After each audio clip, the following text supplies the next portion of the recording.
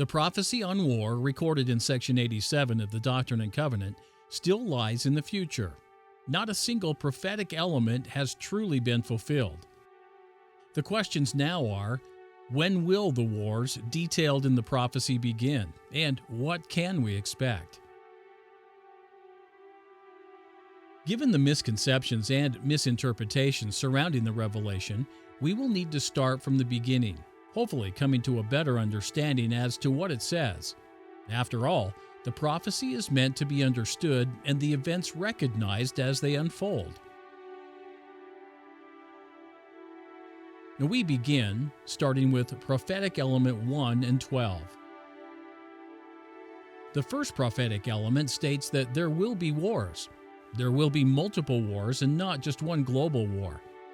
Element number 12 states that these wars will be connected and occur within a continuum. These wars will not be isolated. Instead, it will be very clear that one war will proceed from another. There are essentially four separate but connected wars mentioned in the prophecy. The war between the northern and southern states, the wars among all nations, the war between slaves and masters, and the war between the remnants and the Gentiles. The revelation makes it clear that these wars will flow consecutively, though will likely continue simultaneously. The rebellion of South Carolina will start things off. It is important to note that this rebellion does not simply start the war between the states, but all the wars preceding the Second Coming. War will be poured out upon all nations beginning at South Carolina. Again, this emphasizes the point that all these wars are connected.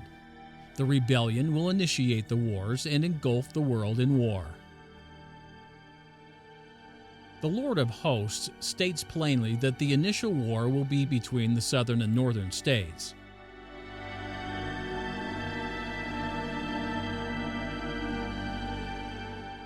Though we do know from the revelation that the war will be between the southern and northern states and that South Carolina will initiate the war, the Lord does not offer much further detail. Now, for example, the Lord does not state the reason for the rebellion or the casus belli for the war. Now, Joseph Smith assumed that it would be over the issue of institutional slavery in the South. This is understandable, given the milieu of the time. Slavery was the issue of the day and the reason the original American Civil War was fought. However, there's no more institutional slavery currently in the United States. Therefore, the casus belli will be different. Now, whatever the reason, the rebellion of South Carolina will be the result of another nullification crisis. Nor does the revelation enumerate the specific states on either side, north or south. Now, we cannot reasonably assume that the same states that form the Union and Confederacy will again form both warring factions. After all, there are states now that did not exist then. The Lord does make a geographic distinction, but this may be a loose designation. Now, we cannot determine in advance which states will fight for the North or South. Now, many states are neither North or South, but are considered more East or West. Furthermore, there may be states, at least initially, that are independent or neutral. Now, we simply do not know what the exact composition of the factions will be in advance. At the beginning of the First War, it will be organized warfare along political boundaries, the states. How the sides will be organized is not mentioned. We're not told what form this organized warfare will take. Will the states, for example, use what are called state defense forces?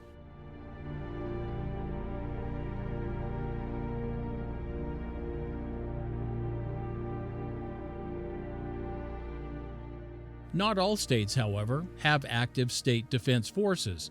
The states in red only have inactive defense forces. Or perhaps states will use National Guard units within their boundaries.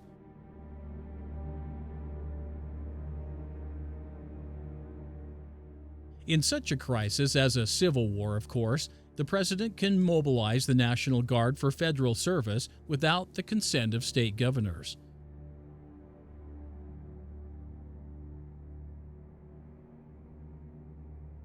Obviously, this could create a conflict of authority between the states and the federal government. But then, all civil wars are messy.